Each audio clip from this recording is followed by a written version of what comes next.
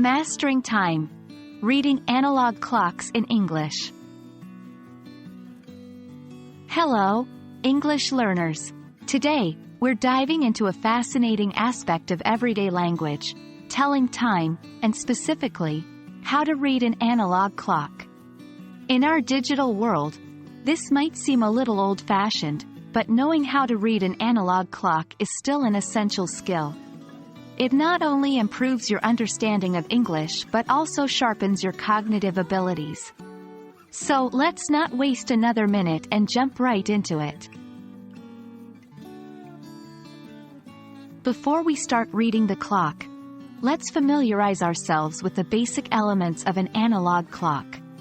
An analog clock typically has a round face with 12 numbers arranged in a circle. It has 3 hands. The hour hand, which is the shortest, the minute hand, which is longer, and the second hand, which is the thinnest and moves the fastest.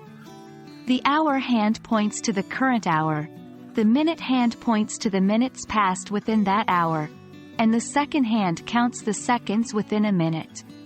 Remember, in an hour, the minute hand completes a full circle, but the hour hand only moves from one number to the next. Now, let's start reading the time. First, we'll look at telling the hour. Look at where the hour hand is pointing. If it is pointing directly at a number, that's the hour it currently is. For example, if the hour hand is pointing at 3, it's 3 o'clock. Remember, if the hour hand is between 2 numbers, it means we're in the transition between hours, but we always consider the previous hour until the hand points directly at the next. Next, let's look at the minutes.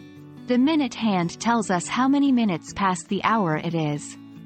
Each number that the minute hand points to actually represents 5 minutes. When the minute hand is on the 12, it represents 0 minutes past the hour. As the minute hand moves around the clock, each number it points to multiplies the 5 minutes. For instance, if the minute hand points to 3, it means 15 minutes have passed because 3 times 5 equals 15. Great, now you can tell the hour and the minutes. The next step is to put them together. Let's say the hour hand is pointing at 2 and the minute hand is pointing at 6.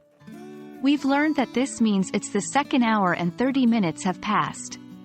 So, in English, we would say, it's 2:30. And there you have it, dear learners. Now you're familiar with reading an analog clock in English. It might seem a little tricky at first, but with practice, you'll become a natural. So next time you come across an analog clock, don't shy away. Give it a try and see how well you're progressing. Thank you for watching, and keep practicing. Time waits for no one, so make the most of yours. Remember, every minute spent learning is a minute well spent. Until next time, happy learning.